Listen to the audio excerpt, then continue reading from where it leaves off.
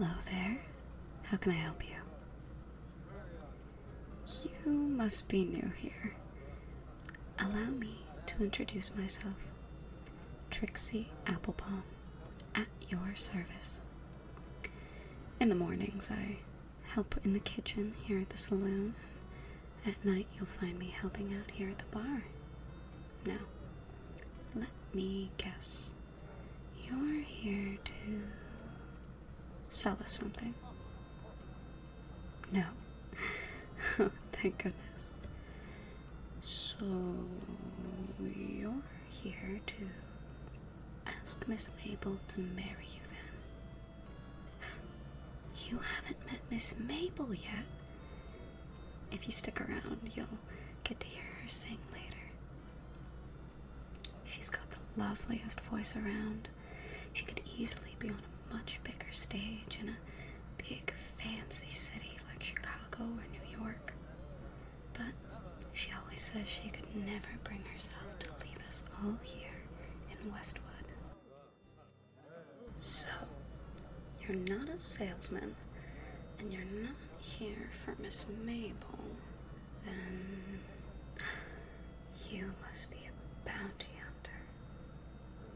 hunter. It's been a while since we've had any of you come through here. Feels like everyone's taken their business to bigger cities these days. Well, if you're here for a bounty, I'll go ahead and grab the wanted posters. Here we are. As you can see, we don't have too many serious crimes around here, thankfully. Shall we go over them together? Perfect. Maybe I can help provide some insight on each, since you're not from here like I am. No disrespect, of course. I know you're a bounty hunter and all, but I'd like to help if I can. Perfect. We'll go from the smallest bounty to the largest. Richard Peterson, wanted for busting windows. Reward, $5. This happened quite recently, as you can tell. One of our front windows is still boarded up. He usually keeps to himself, but the other night he'd had a little too much whiskey and got into an argument with Mr. Aaron. I couldn't quite make out what they were saying over the sounds of the piano and the other patrons, but I sure did see him toss one of the bar stools through the front window and throw his empty glass through another.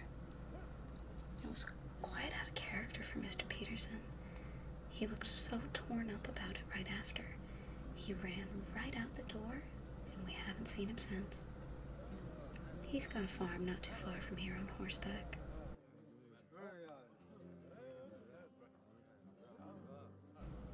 Do you mean to say you came all this way on foot?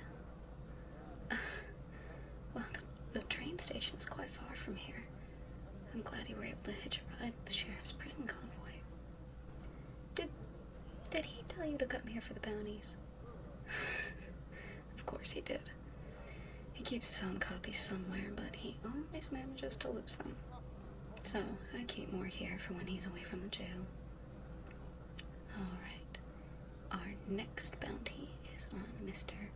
James Thurton. Wanted for the theft of one gentleman's suit from the tailor shop. Reward, $20.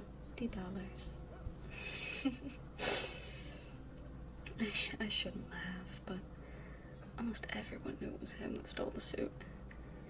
He showed up to the saloon that night in a fine but ill-fitting suit, complete with a cane and hat. We'd all seen the outfit in the store window before. It's supposed to be a wedding suit. I guess that's what he had in mind, because he marched right up to Miss Mabel after she finished her songs and all but demanded that she marry him. When she politely reminded him that she'd already told him no the last time, he threw the hat on the ground and stomped on it before storming out. Now, at first we wanted to give him the benefit of the doubt, you know. We thought he'd come and some sort of money walking in dressed like that, but we found out the next morning that he'd stolen it and skipped town. Rumor has it he's still wearing it, pretending to be a rich gentleman from Kansas City. Have you ever been to Kansas City? Really? Oh, please do tell me. What's it like?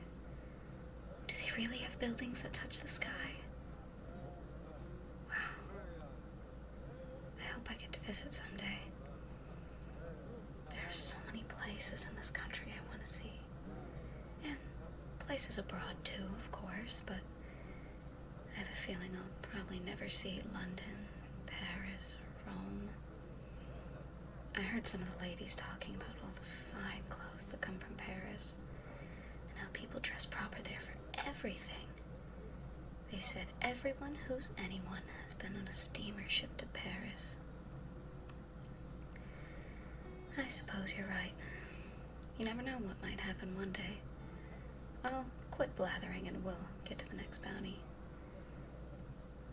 This one is a bit old by now, seeing as it happened during the summer. Wanted, Miss Tilly Davinish. Reward, $25. Tilly's an old friend, but she's always been on the mischievous side. This time, though, she went a touch too far. She had her eye on Julia Trichel's beautiful new Palomino, Star, from the moment she saw her ride through town on it. Now, Star is a gentle horse. Never seen her snap at anyone or try to buck them off her back. Tilly said that very first day, Julie doesn't deserve a horse like that. Now, Tilly has always been wonderful with animals. I swear they talk to her the way that we're talking now. Julie, on the other hand, has never been good with animals. Cats, dogs, cattle, horses. Her luck has always had her stepping on tails and tripping over pets every which way. Tilly got her taking out her frustration on that beautiful horse by hitting it something awful. I guess she decided then that the horse would have a better home with her. I can't say that I blame her. I mean, I know it's against the law and all, but I am glad that Julie can't hurt Star anymore. Where might you find Tilly? I have to confess, I haven't the faintest idea. Haven't seen her around here in over a month. But if it's a big reward you're after, listen to this. Wanted, Mr. Arthur Gregory, dead or alive. Reward, $200. Now, isn't that something? You can certainly buy a whole lot with $200. But for such a large reward, you're going after someone much more dangerous. He robbed the train around 2 weeks ago. Grabbed a hold of one of the handles as it was passing by, jumped right in and robbed all those folks at gunpoint on their way into the city. Cash, jewelry. I heard he even got some gold nuggets off a gentleman who was headed to the deposit. He's not from around here, but word travels fast in a small town.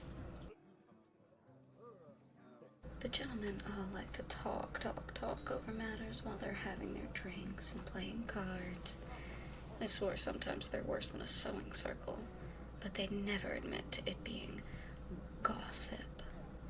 They call it man's talk, and they can call it that all they like, but if you strain your ears later, you might hear it for yourself.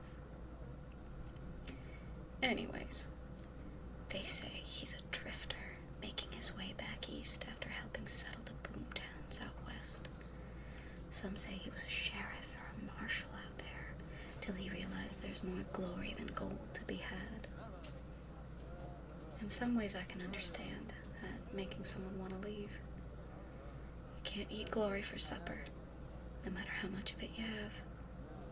Gold, on the other hand, is very, very useful out here. Some folks think they saw him in here just 2 days ago, but no one can really be sure. He had a blue bandana hiding most of his face on the train. All the passengers could identify were a black hat and brown eyes. So naturally, people start to talk about every man with brown eyes, blue bandana, and a black hat they see roaming the street. Train robberies are dangerous, but they're exciting when they're not happening to you. I suppose it might be hard for someone to understand, but in a town like this, where nothing ever happens, it certainly livens up the place. Everyone is bursting to ask you who you think he is, if he's staying here, if he's still here. Mind you, we have to be careful with that kind of talk around the out-of-towners. There are more than a few of them from the train who are still here, either on business or visiting family. They can get quite upset to hear people so excited about them getting robbed. I can't say I blame them. I wouldn't want people to be happy about me getting my stuff stolen either. Oh no, I'm very fortunate. Thanks to some good luck and a few friends in the right places, I haven't been robbed in years.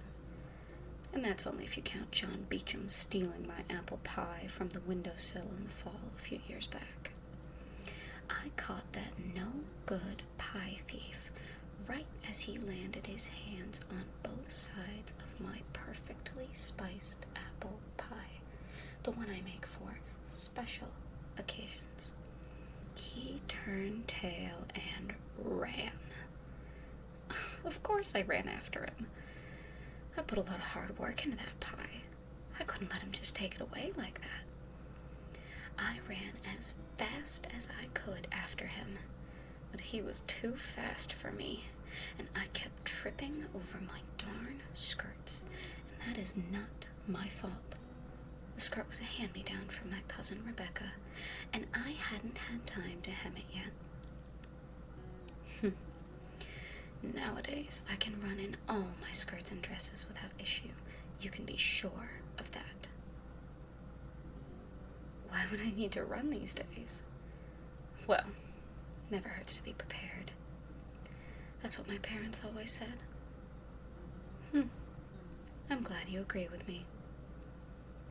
So, can I interest you in a drink or something to eat while you mull over who you want to go after first? Of course. We've got your typical ale you'll find pretty much everywhere out here. Homemade apple cider, courtesy of Mrs. Jenkins, or whiskey, if you're searching for something on the stronger side. So, what'll it be? A fine choice indeed. Can I interest you in anything to eat? You must be famished after traveling all day. You're in luck. We've got fresh stew simmering on the stove now, along with nice, crusty bread to go with it. I'll fetch those for you now.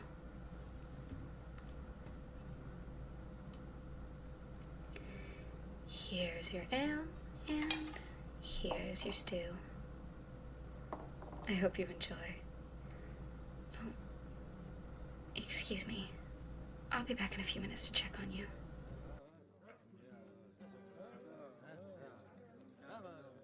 My apologies. I had some business that needed tending to. What kind of business? Well, Mr. Morgan has me pay the landlord each month when he stops by, and he doesn't like our landlord, Mr. Jones, very much. The last thing we need is for them to get into an altercation. I'm afraid keeping them separate is in everyone's best interest. Dangerous? Well, I suppose it might seem a bit dangerous to know where he keeps the rent money, but thank heavens most people steer clear of robbing us, because it's not enough money to entice most train robbers or ne'er-do-wells who might stroll through town. Besides, only Mr. Morgan has access to the actual location where the money is kept.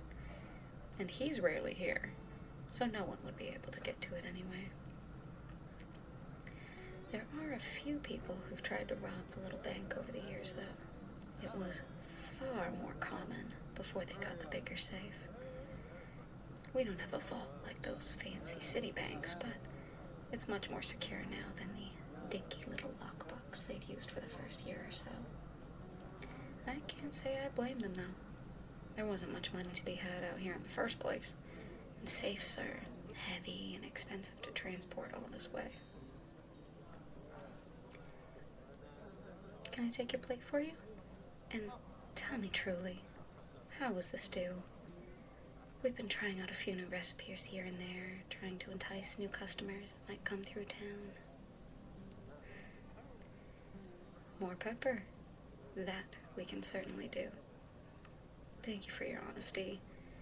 I've seen too many people sit in your very seat and just grin and bear it out of politeness. I'd much rather hear the honest truth. Well, have you made your decision on who you'd like to go after first? A wonderful choice. Well, good luck, my friend. If there's any assistance I can provide, you can find me right back here. Take care now.